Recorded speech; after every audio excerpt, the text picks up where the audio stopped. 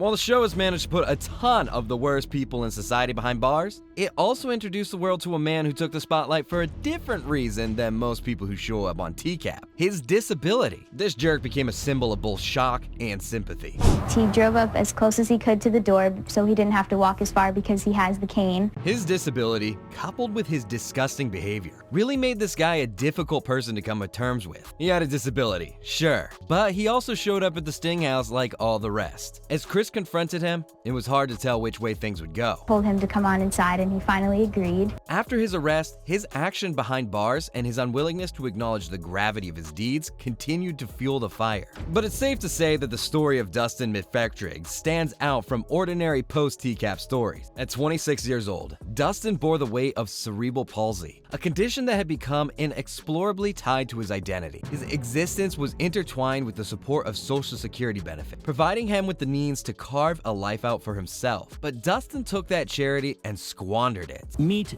Dustin Mfri.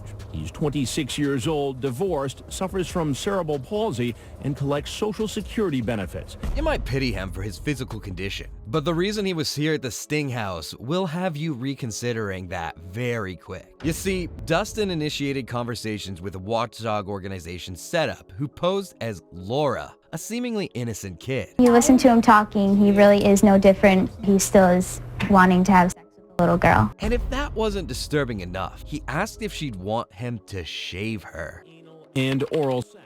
He asks if he can shave her private parts. But that wasn't all. His next demand was downright stupid. He had the audacity to ask the Setup to take pictures of herself while completely exposed. But that was only the beginning. Or well, middle, I guess, since it turns out Dustin had been charged with similar cases in the past as well. I guess some people never change. Now, during the interview, Dustin confessed to having soft copies of adult content back home. Adult in terms of their nature, not the people shown in them. The Hawkins County Sheriff's Office was informed, and upon executing a search of his home in 2007, associates found CDs with not a few or a couple, but hundreds of explicit images on them. When you first look at him and you see him and you could say that I felt a little bit sorry for him. You see, in Tennessee, possession of more than 100 pieces of content is a Class B felony. Now, this can get you anywhere between 8 to 12 years of jail time. What's more, in every case, the punishment must be served at 100%. But no matter what the judicial system says, Dustin antics deserved a lot more. I mean, this dude showed up in person to prey on the Setup.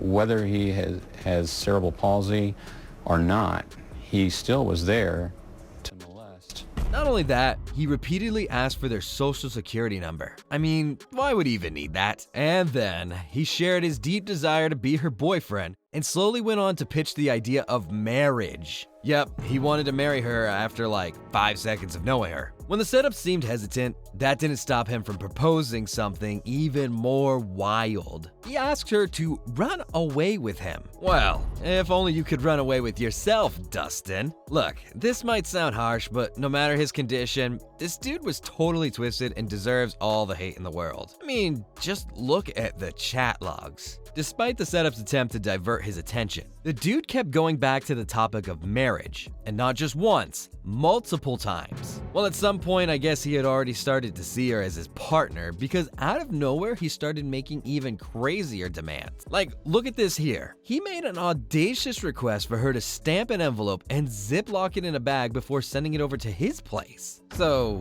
what was he talking about? Well, anything that smells like her, specifically an article of clothing. I'll let your imagination do the rest. What's more, he wanted her to wear it for 2 to 3 days straight so the scent would be baked into the fabric. If that isn't disgusting, I don't know what is. But Dustin wasn't done. He then got obsessed with the idea of a threesome.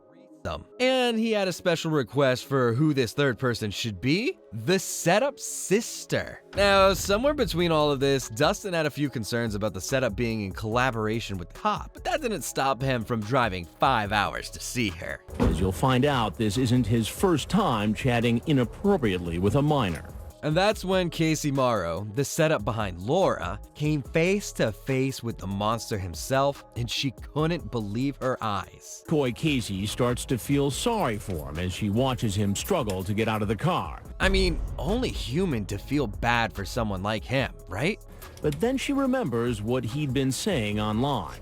As Dustin arrived, the stark reality of his physical challenges became more apparent. Struggling to exit his vehicle and make his way to the house, the very act of crossing the driveway became a formidable task for him. Despite the physical hurdles, Dustin eventually entered the house, finding his way to a recliner where he took a seat. What's up? Nothing. Nothing. When the setup asked if he had brought a razor, Dustin confirmed it. The weight of the situation became noticeable as Casey delved deeper, asking about his intentions with the razor. Did you bring the razors? Yeah. So what did you want to do with them? I was kind of confused. Yeah, no doubt that this dude's depraved, but the encounter's only getting started. I don't know. I'd like to hold you. And then what? And kiss you. That's fine. However, Dustin's sickening plan came crashing to a halt when Chris revealed himself. So I hate to be the bearer of bad news. Well, I wasn't going to do nothing. You weren't going to do anything. In an instant, under the glaring spotlight of public scrutiny, Dustin was forced to declare, with all the sincerity he could, that he had absolutely no bad intentions, in spite of, well, what the entire first half of this video has to say. I didn't bring nothing with me. I didn't do nothing bad, and I would never force nobody to do anything against their will. He was adamant that he didn't bring anything inappropriate and swore that he wouldn't manipulate anyone into engaging in anything against their will. As those lies started being spun, it got real tense. I thought she wanted to be shaved down there, and I thought she said she was 17 or something. Well, I've got the transcript right here. As the confrontation unfolded, Dustin desperately attempted to separate himself from the compromising situation he found himself in. But that's about everything that happened at the house. What happened later was even worse. Dustin found himself at the police station for questioning, where he was met by Sergeant John Dudunsky for an interview. So you gotta know your rights, okay? You have the right to remain silent. Anything you say may be used against you in court or in other proceedings. During the conversation, Dustin insisted that he had no intention of causing harm to anyone and prided himself on being entirely forthcoming and honest about everything. As his rights were read to him, Dustin openly expressed his dislike for attorneys. Bold strategy, Dustin. Let's see how that plays out. Especially since an attorney is, like, literally the only person that can help you right now. And the poor man just kept digging his grave deeper and deeper. No. All right. Dudunsky clarified that the Dateline NBC team were journalists, not law enforcement officers. In response, Dustin acknowledged this fact and expressed his disappointment, mentioning that he wished Chris hadn't given him false information about not getting arrested. He lied to me. Right. Well, Which, I mean, I we'll talk understand. about that in a minute. I understand why I'm here. Right. Look who's talking. The poor guy wanted privacy and respect. It is low-key sad how some of these people might even sympathize with him because of his condition. Dustin then tried to manipulate the situation even further by making people feel pity for him and saying the only way he made friends was online because in real life, they considered him retarded. It's definitely an uncalled for insult, but it doesn't excuse everything he's done up to this point. And to drive that point home, the man had the audacity to say that the setup encouraged him. Well, I don't like trouble. I'd have never hurt her. I was going to meet her. I wasn't going to force her into anything, And you wouldn't believe what he said when Dudunsky questioned him about why he brought some, lubricant. Dustin admitted that he wasn't thinking and had impulsively tossed it into his car. I mean, that's one of the worst cover-ups I've ever heard on the show. But obviously, he couldn't deny the truth for long and admitted to all the sickening plans he had with it. Was it in case you had her? Yeah, but I was going to try not to. And what's even funnier is this excuse he made. He said that he was speaking with women in their 30s and 40s, and they abruptly wanted him to talk to their daughters. No, and I tried to be a pervert to get her to leave me alone. Like, seriously. You can't just say that and not elaborate further. But the cops were smarter than he bargained for, dealing with hundreds of people like him in the past. However, Dustin continued to play it safe with pity card over and over again. And guess what? He had more to add. Dustin insisted that he was out celebrating his birthday at a Japanese steakhouse when he found out that a particular mother and daughter had come searching for him. Seriously, I can't even begin to imagine a world where people would seek him out for, well, anything. What's the daughter? That was a little strange. And not just that. He then admitted that things took a turn for the worse when he engaged in a highly explicit conversation with the daughter, which understandably left her quite upset. He went on to explain that when he returned home from school, there was a police officer waiting for him, and it was at that point he realized the gravity of the situation. Dustin mentioned that his mother had a conversation with the police officer, and eventually they managed to resolve the matter. I was trying to cover anything up just so I didn't go to jail or anything. See, guys like Dustin are all cut from the same cloth. Women their age never suit them well, and it's honestly sickening to think about. As the interview pressed on, Dustin frequently brought up his physical limitations, his struggles with weight, and the hardships he faced, all in apparent bid to gain some sympathy. Even though Dustin kept laying it on thick with his appeals, the cops stayed firm in doubting Dustin's side of the story. After she's 18, if we got along. Yeah, if you read that. Okay. And his court proceedings weren't any easier on him. For traveling 5 hours to commit a, well, explicit activity, he was punished and his bail was set at $50,000. He still didn't stop leveraging his disabilities and demanded that his mom should be given his custody. Fortunately, Bond will also be $50,000 cash. Should I be signed over to the custody of my mother? No, sir.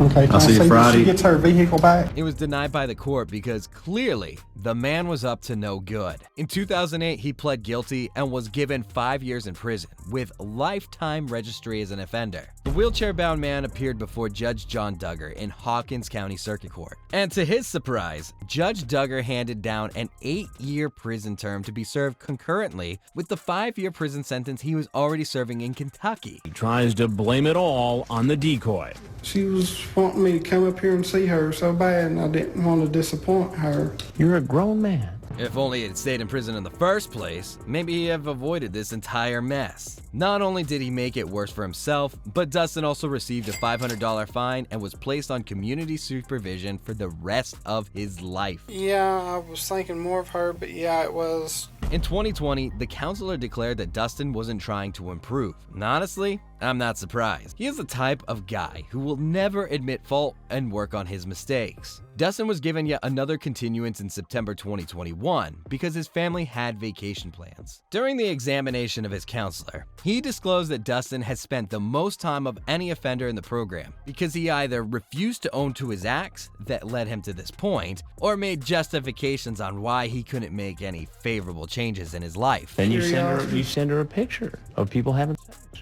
He was so needy that he wrote a letter to the judge and asked him to relax a few charges, saying that in 2017 he fell headfirst into a table that has caused some brain damage and he can't be in prison. He also added that if he is again seen talking to a younger woman, he would happily accept a lifetime in prison. Obviously, that is not the end of it. He was also on internet probation, and he wanted that to be more relaxed as well because he wanted to learn skills and be a productive member of society. Honestly, all I hear is crap. Straight up lies and reasons to do more vile things. You're a grown man. I know. What do you think should happen to you? Don't know, I don't. But guess what? He was granted access to the net, and what did he do? He misused it and was caught indulging in illicit conversations with the wrong crowd. He once again wrote a letter to the magistrate in March 2022, whining about his therapy, saying that he should be getting one-on-one therapy sessions instead of group therapy. I wonder why he'd want that. Was he attracted to his counselor? I mean, who can say? By the way, he also mentioned that he is out of money and hinted at trying to end his life. It's just a completely depressing situation, no matter how you slice it. Yeah, that's stupid on my part. The judge, however, was kind of bothered by it and gave the verdict that Dustin must stay under court supervision parole for the rest of his life, along with his lifetime RSO status. It's all wrong in my part, but she led me on a little too, and I understand both ways. But the audacity doesn't end there. Can you believe that he actually demanded for a walk-in jacuzzi in his cell? No, I'm not kidding. I can't even comprehend how he had the guts to write that to the judge. But obviously, all the requests were denied. Just take a step out, okay? Take a step out. Okay. Dustin's story serves as a reminder that people don't deserve sympathy purely because they have a disability or impairment. It's really about loving and supporting friends and family regardless of their ability. Dustin is as far away from sympathetic as humanly possible. Now, if you enjoyed this video, make sure to drop a like, subscribe, and turn on my post notifications. And let me know if there are any other post-TCAP stories you'd like me to cover in the future. Also, if you thought this video was crazy, make sure to check out the next one right here. It's way crazier.